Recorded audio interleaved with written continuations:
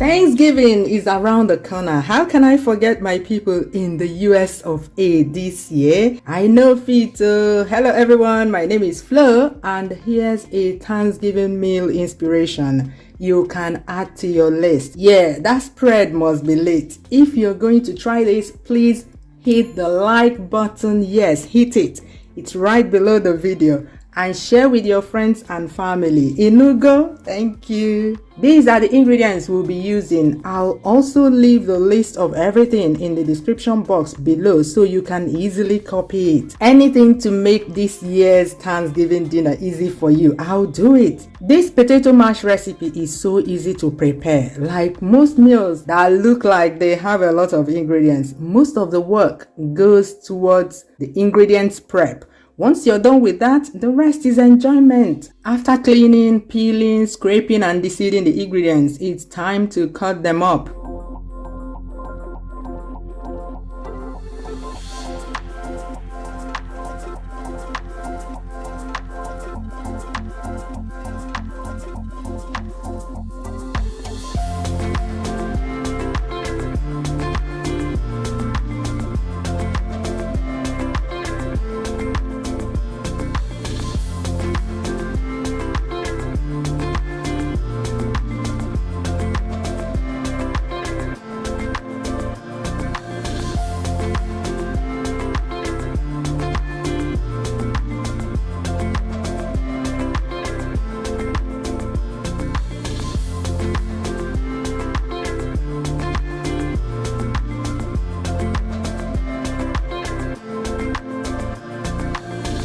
Everything prepped. Can you see that I have 2 portions of onions? That's because we'll use them at different times. So we heat up a small quantity of oil. I'm using sunflower oil. You can use olive oil if you wish. Once that heats up, I saute 1 portion of the onions. The one I chopped more kele, that is tinier. I do that for about 2 minutes. Then add the beef mince and saute till everything turns pale.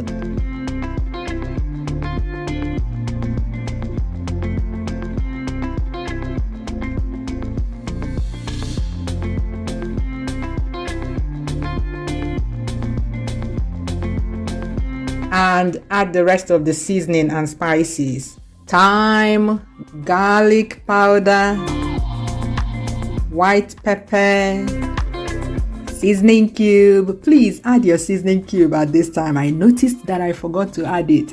You'll see when I'll add it. Curry powder.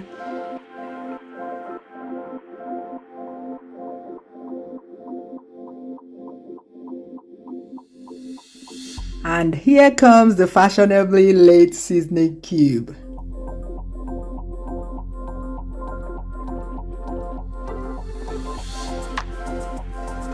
And the diced vegetables.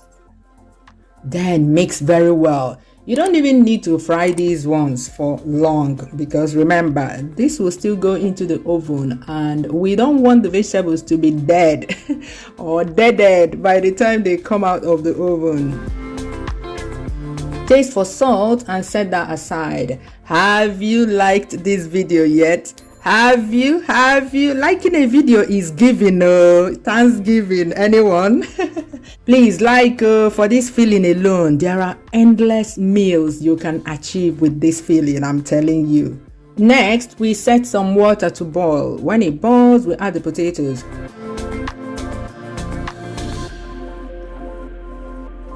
This cooks in no time, so I keep checking it like crazy to make sure that it does not overcook.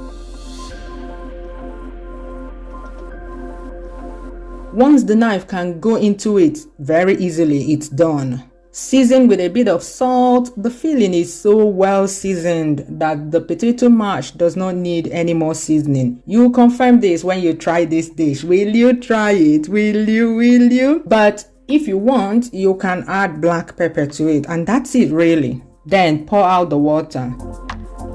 and grate it. Yes, I guess I can call this grating. Grate the potatoes by passing them through a mesh sieve like this. I'm using this kitchen utensil because I don't want a mushy result, if you know what I mean.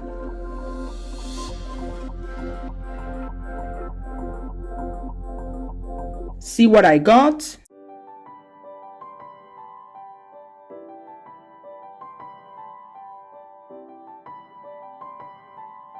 Beat the egg. Then scoop half of the potato mash into a crucible.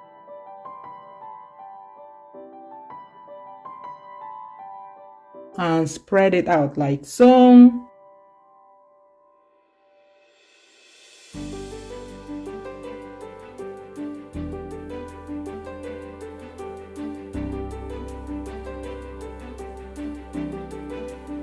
Add some filling and spread it out well.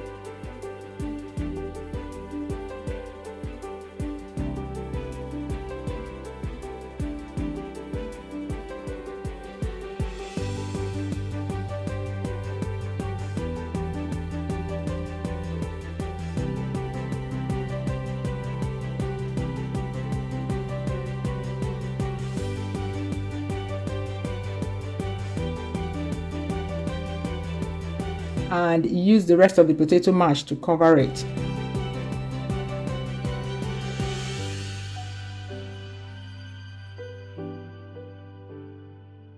Apply the beaten eggs on top for glazing.